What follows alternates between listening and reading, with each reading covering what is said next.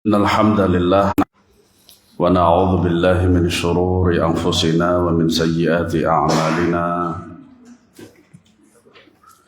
من يهده الله فلا مضل له ومن يضلل فلا هادي له أشهد أن لا إله إلا الله وحده لا شريك له وأشهد أن محمدا عبده ورسوله يا أيها الذين آمنوا اتقوا الله حق تقاته ولا تموتن إلا وأنتم مسلمون يا أيها الناس اتقوا ربكم الذي خلقكم من نفس واحدة وخلق منها زوجها وبث منهما رجالا كثيرا ونساء واتقوا الله الذي تساءلون به والأرحام إن الله كان عليكم رقيبا يا أيها الذين آمنوا اتقوا الله وقولوا قولا سديدا يصلح لكم أعمالكم ويغفر لكم ذنوبكم ومن يطع الله ورسوله فقد فاز فوزا عظيما أما بعد فإن أصدق الحديث كتاب الله وخير الهدى هدى محمد صلى الله عليه وسلم وشر الأمور محدثاتها وكل محدثة بدعة وكل بدعة ضلالة وكل ضلالة في النار. Ma'asyiral muslimin azanallahu wa yakum. Masuk ke bab yang ke-15. Kalau nggak salah ini fotokopi terakhir ya. Bab 15. 16-nya tidak ada.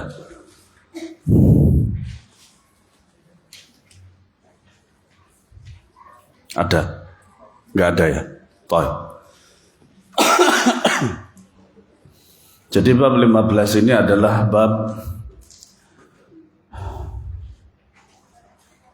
menjelaskan tentang dalil-dalil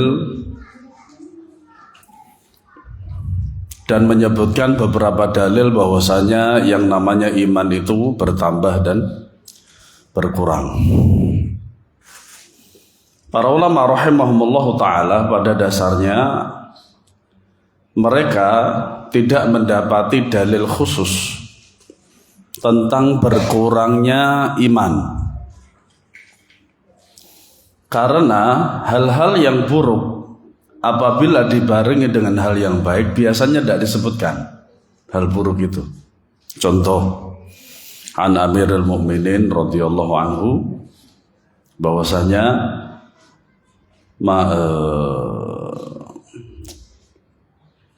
innamal a'malu binniyat. Terus kemudian di situ ada famakana hijratuhu ilallah wa rasulihi fa hijratuhu ilallahi wa rasulihi. Nah, ini kan baik.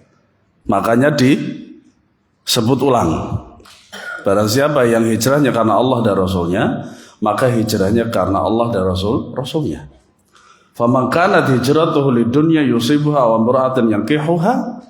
Apabila seorang itu berhijrah itu karena hal dunia, perkara dunia atau karena perempuan yang ingin dinikahi, fa hijratuhu ila ma hajara ilaihi. Maka hijrahnya itu tergantung niat yang dia hijrah. Rasulullah enggak menyebutkan lagi itu. Nah, adapun ayat-ayat dan hadis-hadis yang berbicara tentang bertambahnya iman sebagaimana yang disebutkan oleh Al-Ustadz hafizahullah ta'ala di dalam bab 15 ini. Nah, dalil tentang berkurangnya kata beliau hampir tidak ada. Karena bertambah pasti ada berkurang.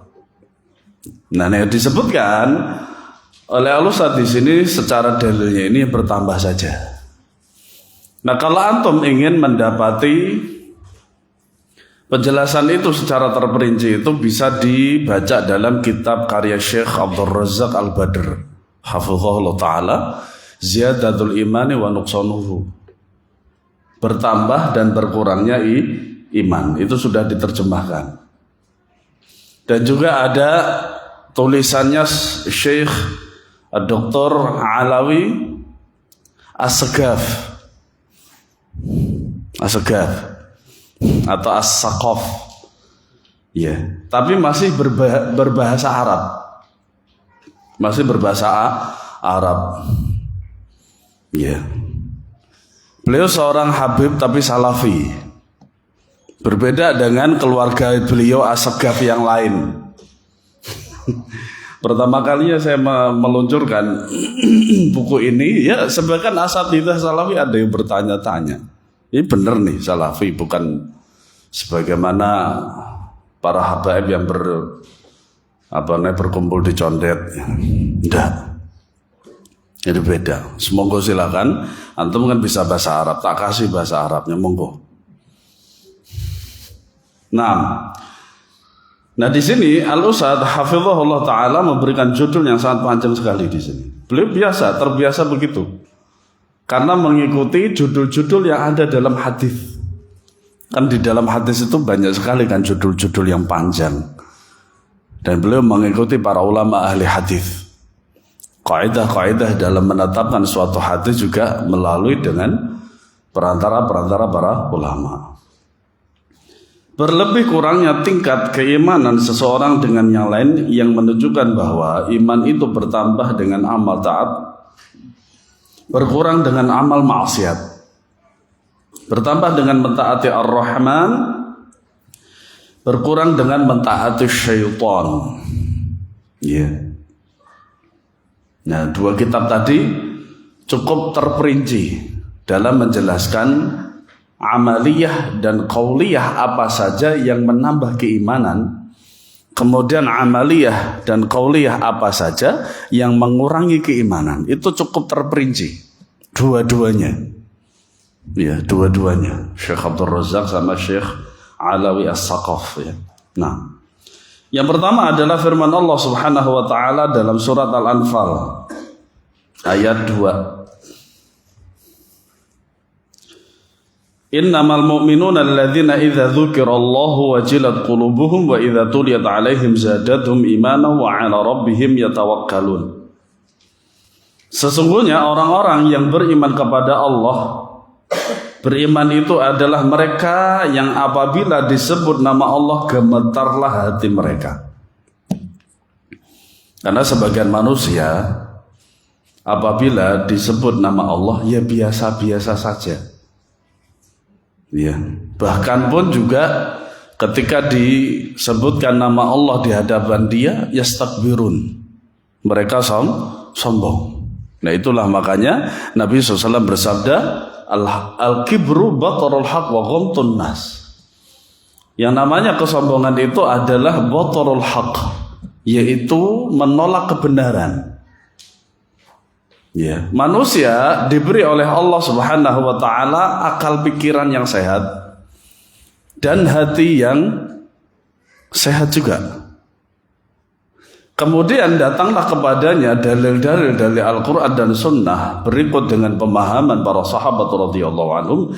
Nah disitulah sebuah cobaan keimanan. Ya, diberi akal yang waras dan hati yang sehat, kok nggak bisa menerima kebenaran? Kan ajib. Ya. Kemudian wa ghamtun nas, dan meremehkan, menghina dan merendahkan manusia. Itu termasuk kesombongan. Ya. Dan kesombongan itu adalah ridha Allah, merupakan selendang Allah. Barang siapa yang mengambilnya, maka Allah memeranginya. Makanya sombong itu hanya apa? Sifatnya Allah Subhanahu wa taala. Jangan diambil. Allah murka nanti. Manusia apa yang bisa disombongkan? Ya. Nah maka di sini para jamaah sekalian, di antara tanda keimanan seorang itu adalah apabila disebut nama Allah gemetarlah hati mereka. Gemetar karena apa? Saking agungnya Allah Subhanahu wa taala. Seorang yang beriman begitu. Iya. Yang kedua,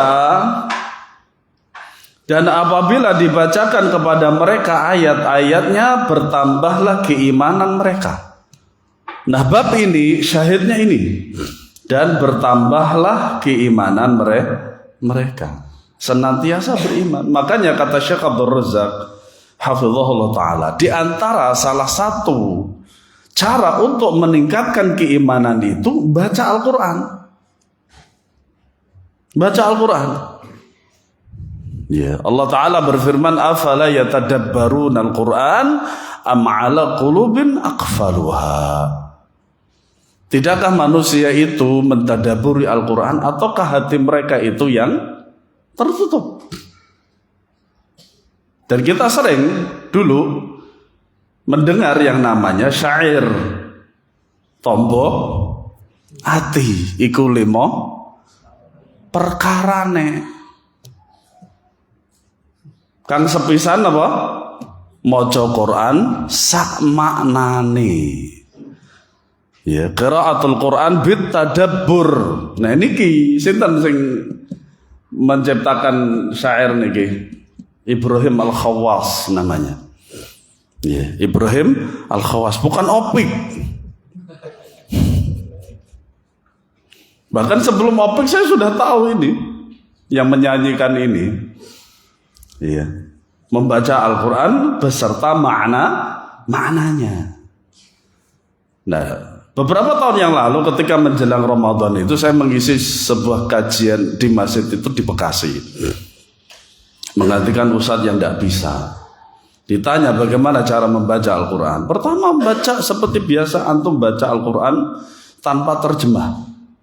Baca aja bismillah sampai selesai.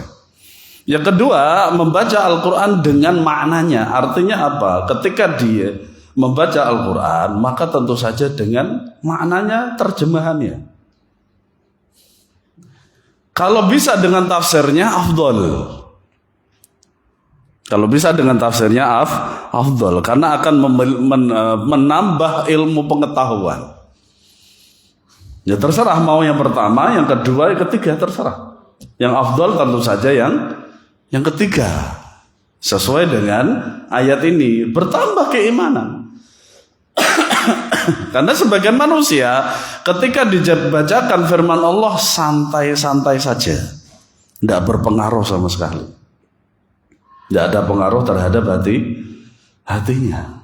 Ya mungkin tadi ayat yang saya sebutkan tadi am ala qulubin aqfaluha, mungkin bisa jadi hatinya sudah tertutup sudah. Na'udzubillah.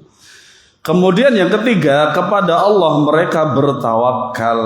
Tawakal yang benar itu maka tentu saja dibarengi dengan yang namanya usaha. Berusaha sembari bertawakal. Bertawakal dibarengi dengan usaha. Dan jangan lupa tentu saja dengan berdoa. Ya. Nah ini para jamaah sekalian, surat Al-Anfal ini ayat 2 menyebutkan bahwasanya hanya satu, yaitu bertambahnya iman. Tidak ada berkurangnya iman. Karena yang namanya bertambahnya iman pasti ada berkurangnya iman. Ya. Kemudian yang kedua adalah surat Al-Ahzab ayat 22. Allah Subhanahu wa taala berfirman, "Walamma ra'al mu'minuna al-ahzaba qalu hadza ma wa'adana Allah wa rasuluhu wa sadaqa Allah wa rasuluhu wa ma zadahum illa imanan wa taslima." Dan tatkala orang-orang yang mukmin itu melihat pasukan Ahzab, yaitu pada perang Ahzab, mereka berkata, inilah yang telah dijanjikan Allah dan Rasulnya kepada kita. Apa itu? Kemenangan. Dan benarlah Allah dan Rasulnya, karena pada dasarnya Allah dan Rasulnya itu tidak berdusta. Wallahu la yukhliful mi'ad. Dan Allah itu tidak menyelisihi janjinya. Tentu saja tidak akan pernah ya Allah menyelisih janjinya. Pasti Allah akan menepati janji. Nah ini merupakan salah satu janji ya Allah yang tidak akan pernah diselisihi. Iya. Wa mazadahum illa imana wa taslima. Yang demikian itu tidaklah menambah kepada mereka kecuali keimanan dan taslim. Apa itu taslim? Taslim itu berserah diri kepada Allah Subhanahu wa taala. Nah, di sini syahidnya mana para jamaah sekalian, yaitu pada akhir ayat wa mazadahum illa imanan wa taslima. Ini syahidnya. Bahwasanya yang namanya keimanan itu bertambah dan berkurang. Bertambah dengan ketaatan, berkurang dengan kemaksiatan. Iya. Nah, ternyata ketika Allah Subhanahu wa taala memberikan janjinya itu, menepati janjinya itu, maka mereka bertambah keimanan mereka dan sikap taslim, yaitu berserah diri kepada Allah Subhanahu wa taala. Kadang memang begitu. Tapi ada sebagian manusia itu tidak perlu dicoba keimanannya, apapun yang datang dari Allah dan Rasulnya berupa perkataan atau janji, maka mereka 100% langsung beriman, langsung percaya. Tidak perlu dengan adanya datangnya janji-janji itu terus kemudian diwujud. Enggak perlu, kadang mereka enggak perlu. Perkataan Allah dan Rasulnya 100% itu mereka imani. Ya.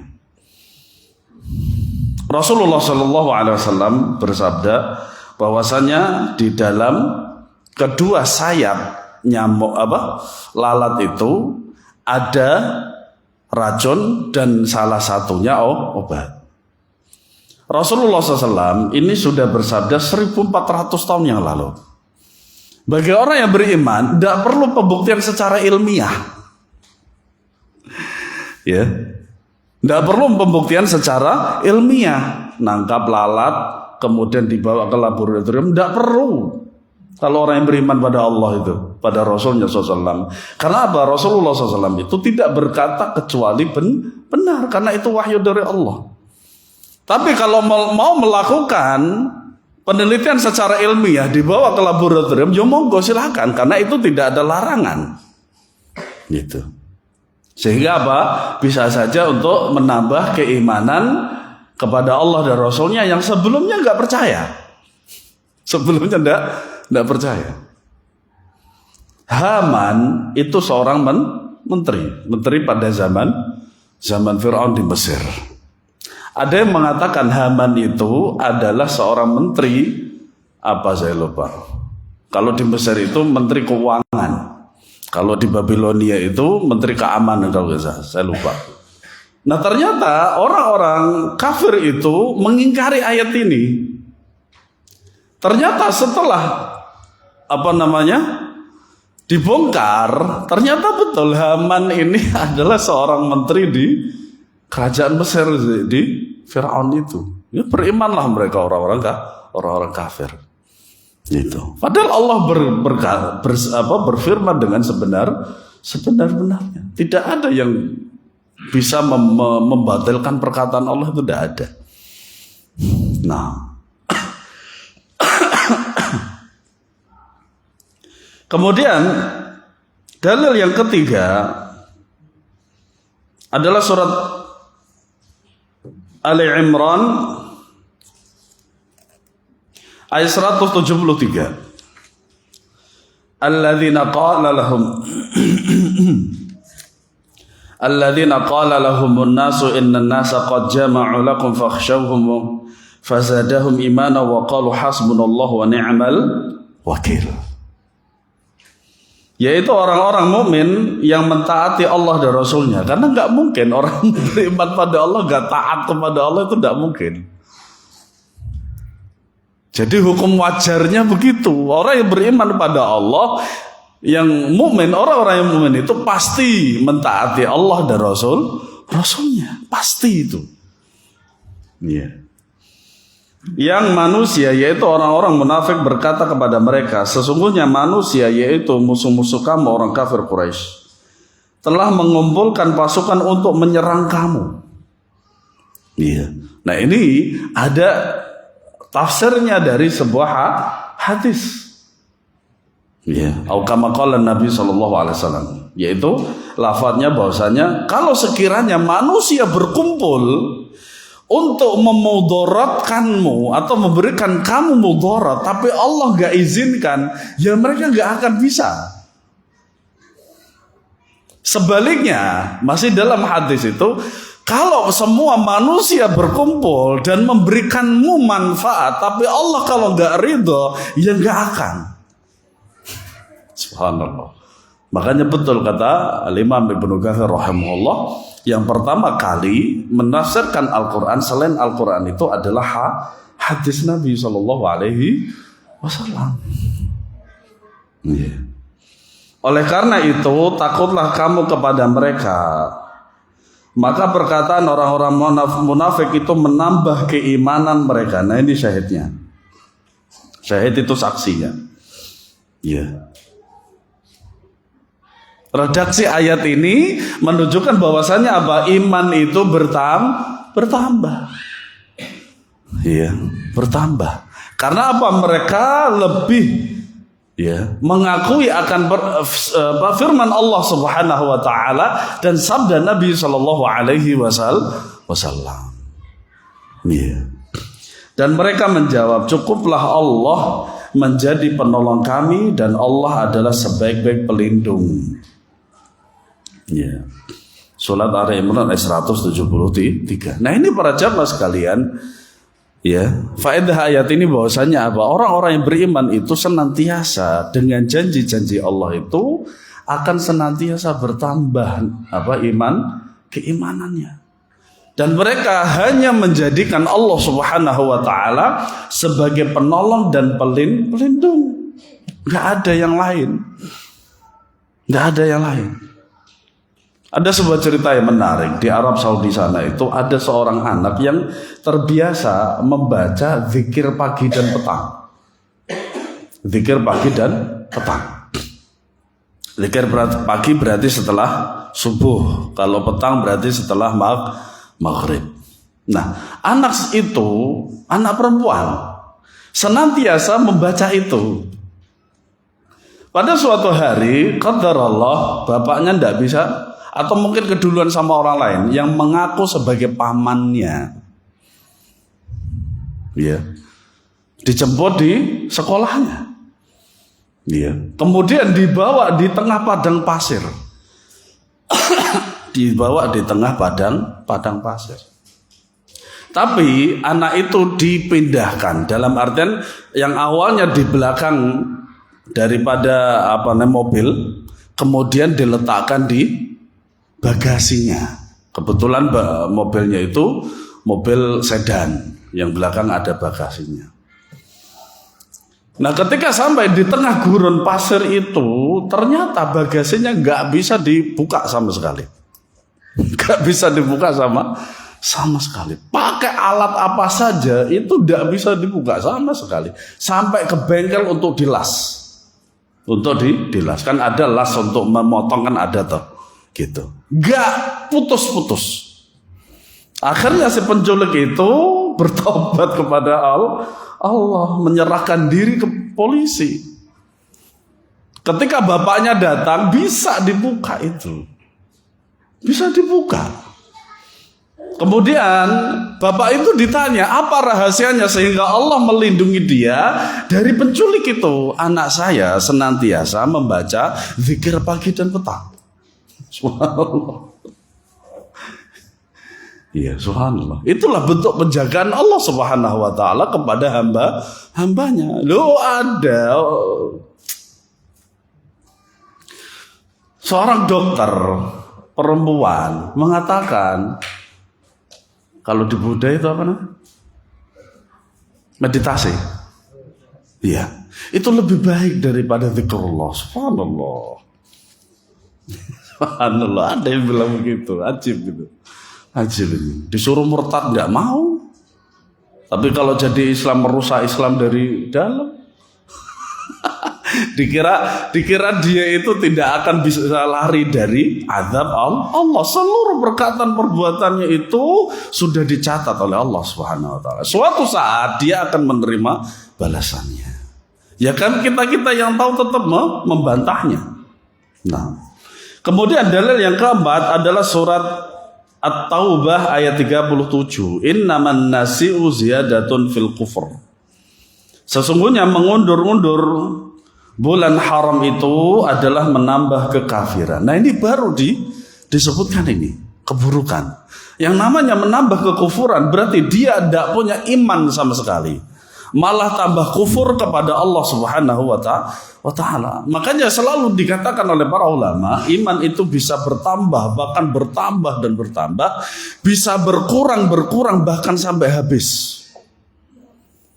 Iya. Ada orang yang keimanannya semakin bertambah, ada juga orang yang kekufurannya semakin bertambah. Subhanallah.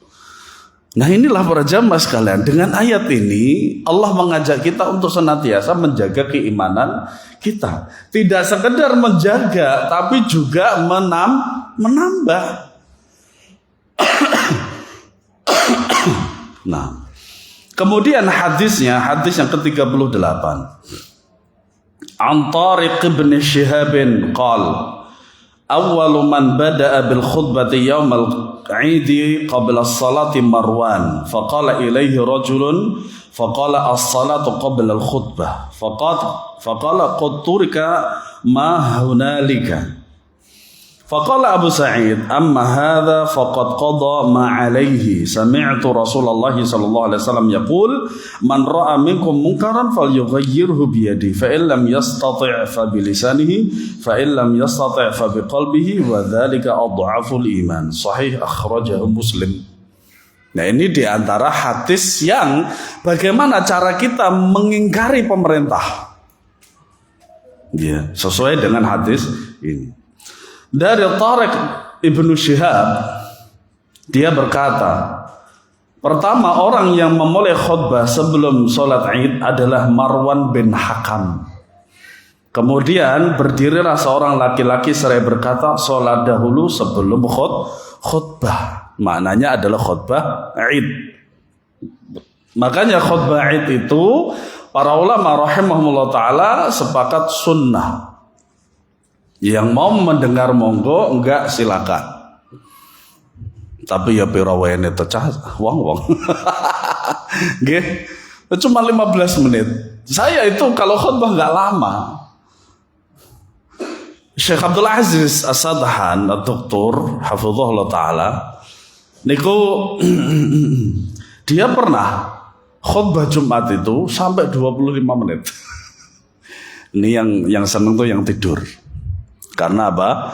Tidurnya lebih dari 20 menit. Apalagi kalau sampai ngiler. Senang sekali itu.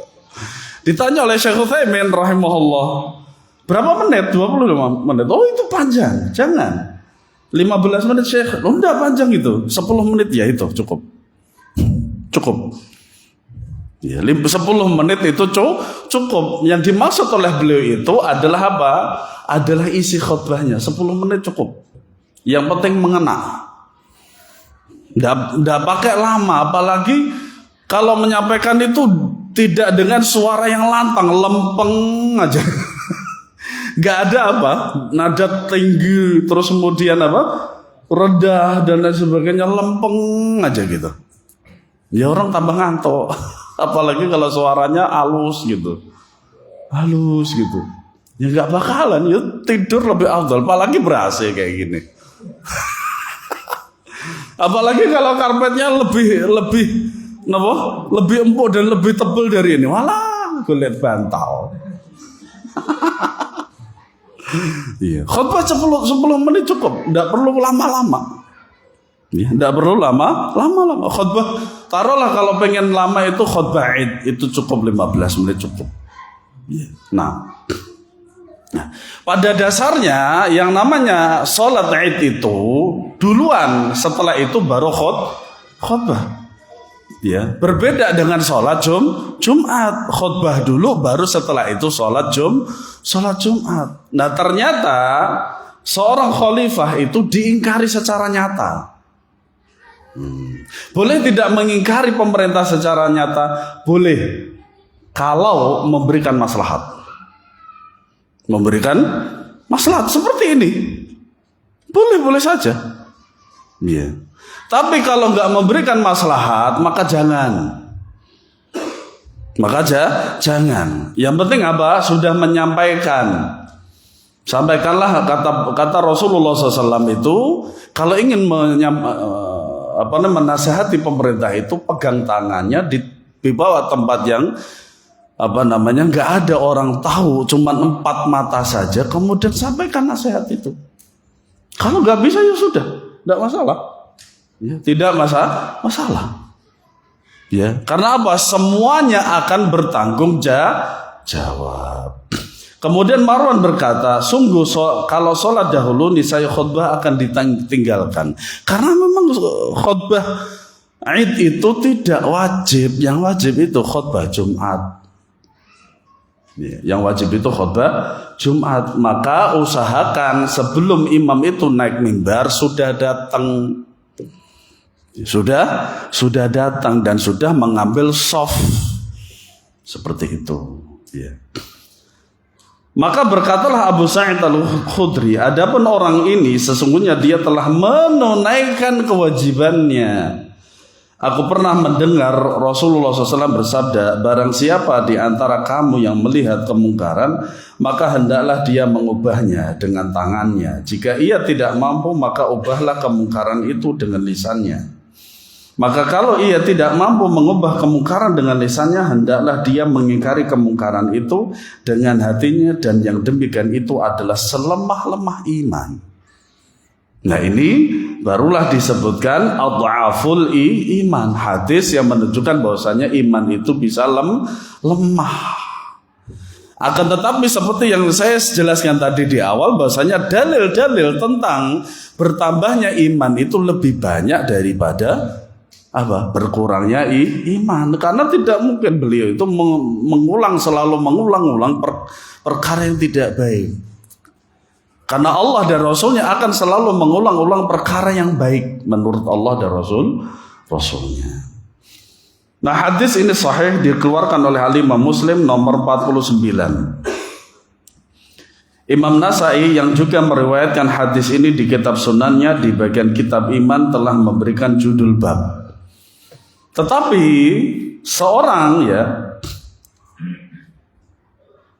telah mengingkari sebuah kemungkaran itu, maka dia itu berada di level yang mana para jamaah? Hadis ini tadi si Fulan itu yang pertama dia mengingkari secara aksi dan secara lisan. Iya, satu-satunya yang bergerak berdiri mengingkari itu.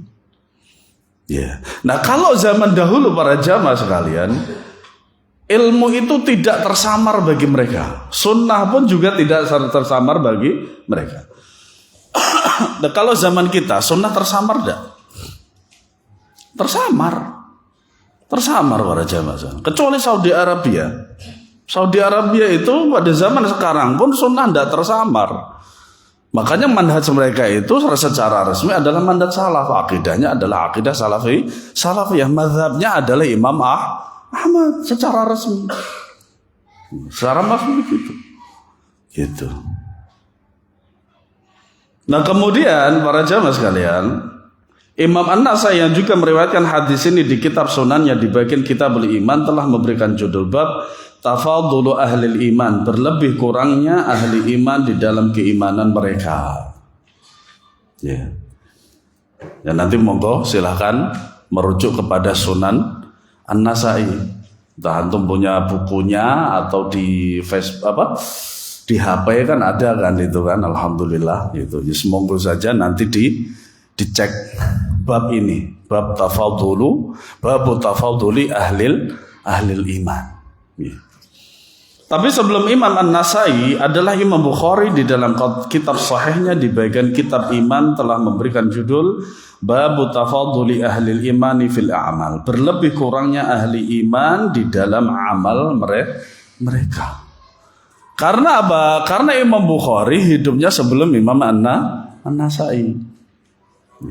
Nah, kemudian hadis yang kedua, hadis yang ke-39 dari bab ini.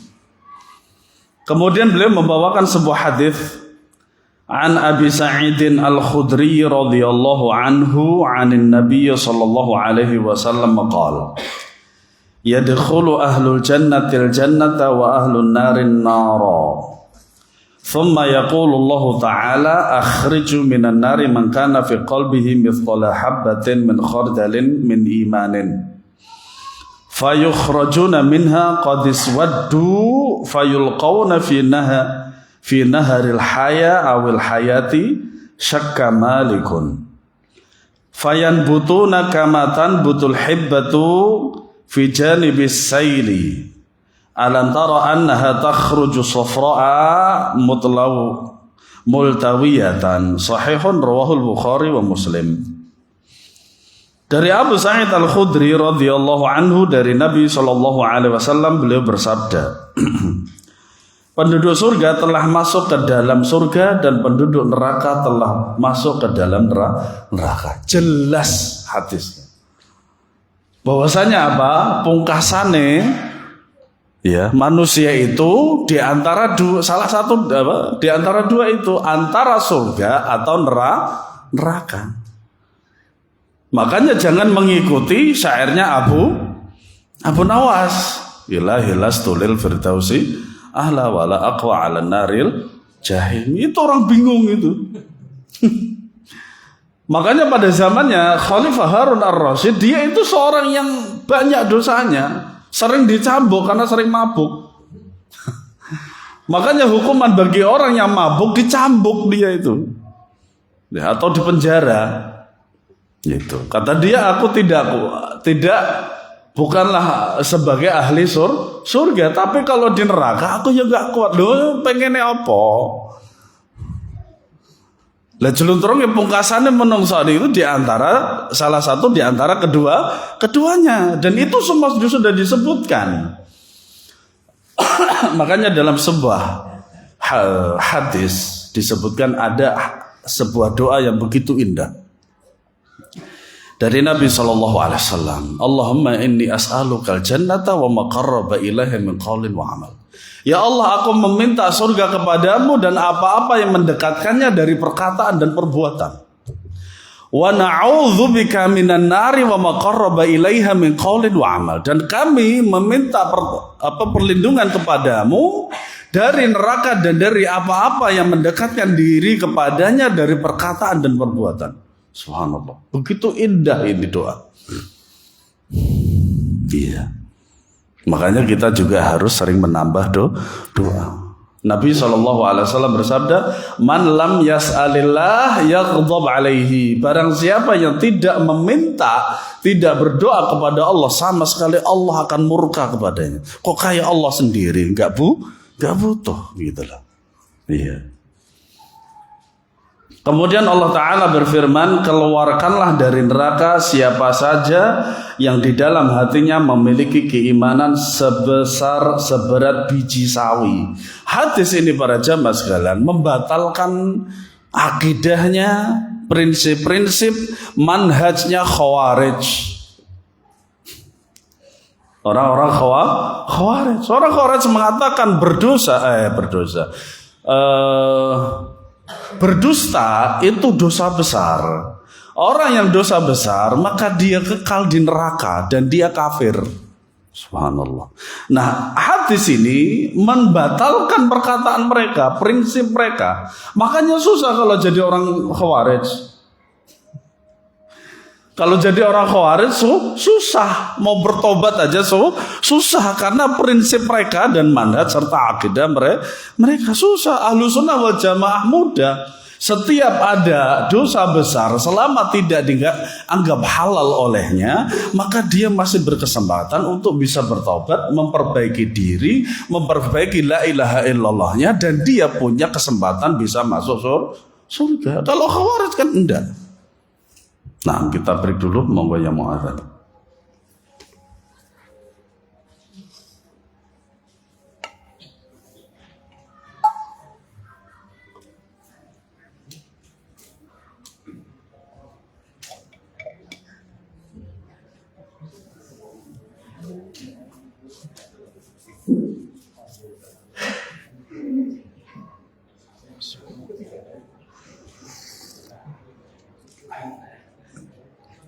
Allahu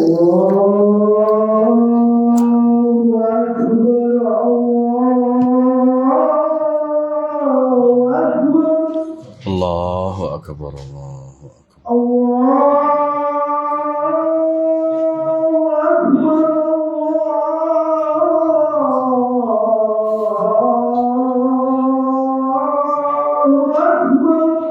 Allahu akbar, Allahu akbar.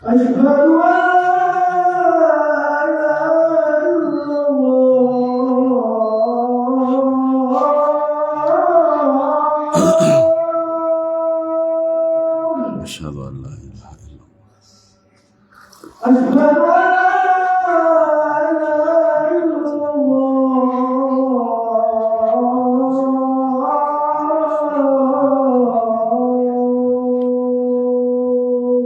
أشهد أن لا إله إلا الله. أشهد أن محمدا رسول الله.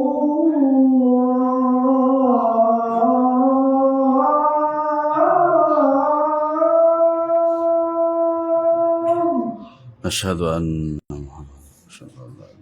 أشهد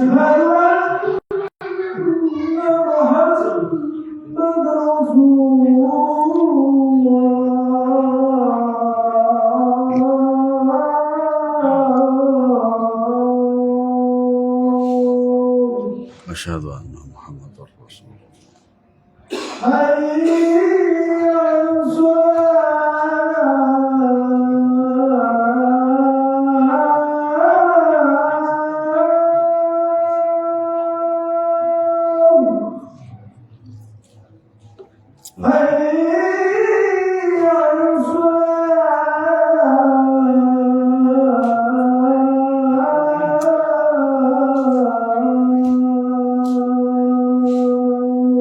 لا حول ولا قوة إلا بالله.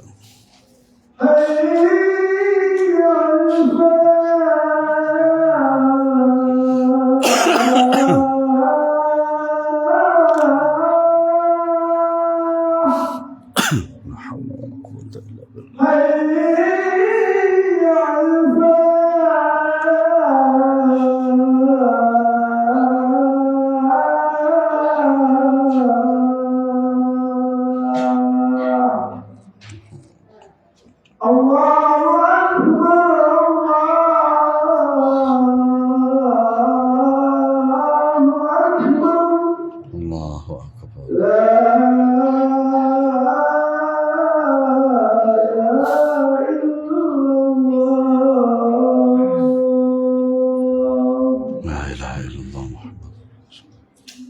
اللهم رب هذه الدعوة محمد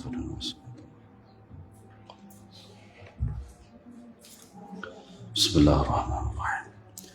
Maka mereka dikeluarkan dari neraka. Sungguh keadaan mereka telah hitam hangus terbakar api neraka. Kemudian mereka dilemparkan ke dalam sungai kehidupan. Ya, nah di sini rawinya yaitu ragu-ragu. Makanya di situ ada kata au. Fina haril haya awil hayati, itu ragu-ragu Malik. Maka tumbuhlah mereka sebagaimana tumbuhnya biji-bijian. Setelah disapu air bah, tidaklah kamu melihat biji-bijian itu tumbuh menguning dan melengkung. Ya. Nah, hadis ini sahih riwayat Bukhari dan Muslim. Artinya makna ya daripada hadis ini bahwasanya beliau Imam Bukhari rahimahullahu taala menjelaskan tentang dua hal. Ya. Yang pertama bahwasanya berlebih kurangnya tingkatan keimanan orang yang beriman sebagai bantahan kepada firqah-firqah seperti Khawarij, Mu'tazilah dan Murji'ah. Mereka semua mengatakan bahwa keimanan itu merupakan satu kesatuan yang tidak terbagi kepada beberapa bagian atau tidak bercabang. Demikian juga tidak bertambah dan tidak pula berkurang. Jadi lempeng aja menurut mereka. Ya, jadi orang bermaksiat tidak ada masalah. Ya, kalau gitu nanti Allah nggak ngasih apa? nggak ngasih balasan. Iya. Ya, makanya mereka itu menafikan sebagian nama-nama dan sifat-sifat Allah seperti itu. Yang kedua, bahwa maksiat dapat membahayakan keimanan orang yang beriman hingga mengurangi keimanan dan menyebabkan dia masuk ke dalam neraka. Nah, dan sekaligus sebagai bantahan terhadap firqah sesat Murji'ah yang mengatakan bahwa dosa dan maksiat tidak dapat membahayakan keimanan orang yang beriman. Ya. Nyatanya orang-orang yang bermaksiat itu jauh dari Allah atau dekat dengan Allah. Kan gak mungkin ketika mereka bermaksiat bismillah dulu, ta'awud dulu, berdoa dulu. Kan gak mungkin. Apa iya di tempat-tempat dugem itu penuh dengan ayat suci Al-Quran di tembok-tembok gitu, terus kemudian ada Al-Quran atau bahkan kitab-kitab. Apa ya begitu? Kan tidak mungkin. Makanya omong kosong mereka itu seperti itu. Iya. Hal ini disebabkan keyakinan mereka yang sangat batil bahwa keimanan orang-orang yang beriman itu tidak bertambah dengan amal taat dan tidak berkurang dengan maksiat. Kalau begitu, ngapain taat kepada Allah kalau nggak bertambah? Nah, akhirnya akan timbul pertanyaan seperti itu. Akhirnya mereka tidak mau beribadah, sholat enggak, ngaji enggak, puasa enggak. Akhirnya juga seperti itu. Nah, ini makanya perkataan mereka itu yang menyusahkan mereka sendiri. Menyusahkan mereka sendiri. Yang ketiga, bahwa maksiat tidak mewajibkan pelakunya kekal di dalam neraka kalaupun dia masuk neraka. Hal ini sebagai bantahan terhadap firqah sesat Khawarij dan Mu'tazilah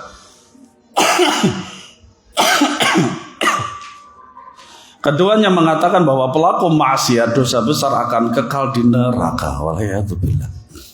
Susah, makanya orang berpaham Khawarij itu susah. Hidupnya susah, dia sudah berputus asa karena tidak ada pintu taubat. Padahal pintu taubat itu masih terbuka sampai hari kiamat. Nah, itulah rahmat Allah yang begitu luas disempitkan lagi, bahkan ditutup oleh mereka. Subhanallah. Kemudian Imam Bukhari pada bab yang ke-33 ini kita baca aja ya, tidak perlu penjelasan. Setelah itu tanya jawab kemudian sholat. Dari kitab iman telah memberikan judul bab ziyadatil iman wa nuqsanihi, bertambah dan berkurangnya keimanan.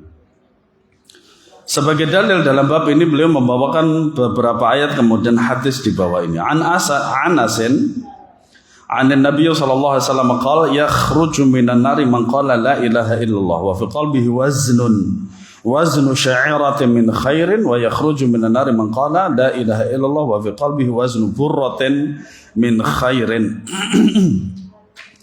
wa yakhruju minan nari man qala la ilaha illallah wa fi qalbihi waznu dzarratin min khairin. Sahih akhrajahu Bukhari Muslim. Ini juga bantahan kepada orang Khawarij bahwa kebaikan seberat biji sawi itu Allah menghargai dan akan membalas kebaikan itu, ketaatan itu. Lah kok Khawarij menutup itu semua? Makanya hadis ini, ya hadis sahih riwayat Bukhari dan Muslim itu, maka mereka akan keluar dari neraka karena sekedar keimanan walaupun satu seberat biji sawi. Tidak masalah bagi Allah. Makanya apa? Para jamaah sekalian, kita itu tidak diperbolehkan terlalu taat kepada manusia. Terlalu mengikuti aturan-aturan mereka. Aturan-aturan mereka susah. Aturan Allah dan Rasulnya mudah, menggembirakan, membahagiakan. Rahmat Allah itu sangat luas. Sekecil kebaikan apapun Allah akan membalasnya, bukan malah ditutup. Makanya Allah Subhanahu wa taala dalam sebuah hadis yang sahih disebutkan, ada orang mengatakan kepada orang yang senantiasa berbuat maksiat, Allah tidak akan mengampunimu. Dan ternyata Allah yang tidak mengampuni orang yang mengatakan demikian. Masalah dosa dan tidak itu bukan urusan kita para jamaah sekalian. Makanya pengakuan dosa itu tidak ada dalam Islam kecuali kepada Allah. Tidak perlu orang yang berdosa kepada kiai, ustadz, gus, syekh, tidak perlu. Cukup istighfar, bertaubat, kemudian tidak mengulang lagi, itu sudah cukup. Kalau di agama lain kan ada bayar itu. Nah terus itu uangnya untuk siapa? Ujung-ujungnya duit UUD. Iya. Itu. Makanya mudah dalam Islam itu mudah. Kecuali kalau hal itu menyangkut anak Adam. Yang harus minta maaf, minta halal. Gitu. Daripada nanti dibawa ke akhirat. Ya. Jadi inti daripada kajian kita hari ini bahwasanya apa? Iman itu bisa bertambah. Tentu saja wasilahnya ketaatan dan berkurang tentu saja wasilahnya adalah kemaksiatan. Wallahu a'lam bissawab. 4 menit lagi monggo yang bertanya. Nggih, monggo Pak. Waalaikumsalam.